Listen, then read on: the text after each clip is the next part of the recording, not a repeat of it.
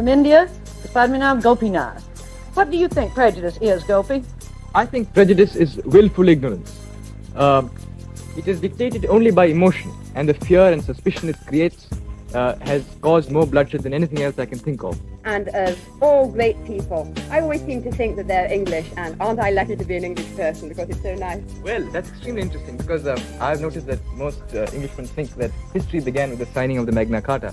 Yeah. It might be of some interest to you to know that history began some 3,000 years before that in the river valleys of the Indus, when your savage Anglo-Saxons were still running about dressed in skins.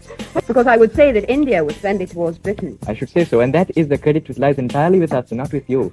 And in the second place, I should also say that your policy of saying that all these countries wished for it, it was you who was putting the wish in their mouths. There was not much they could do. So what is Sarawak, by the way? Who are the responsible people in Sarawak? It's a rainforest.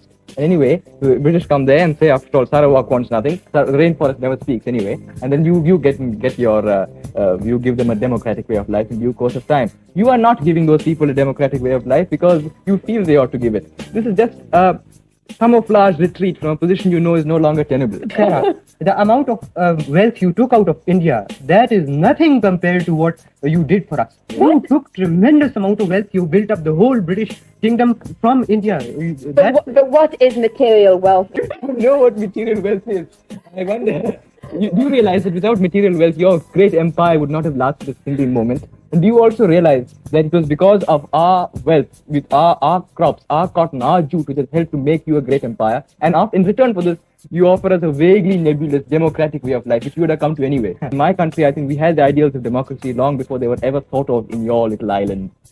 When did you have the idea of We had the ideals of democracy. We had the village councils, what we call the village panchayats, where the elected elders of the village managed the village as an administrative unit. That was done as far back 3,500 years before Christ.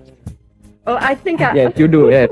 That's I my own entirely opinion. disagree. I think it's something that's ingrained in the Hindus and the Muslims from time immemorial when we were little painted blue savages running around in skins.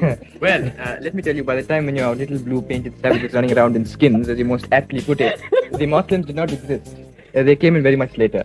And in the second place, although I agree that in later years there was some friction, you definitely played off the Muslims against each other. You left us with a great heritage of a divided country after you left. The minute I wonder, were we right to go in and attack what we considered a barbarous nation? Then I begin to consider, well, what would that nation have been like today? Would it have managed to progress itself? Or would it be just another nation which would have been taken in under the communist wing?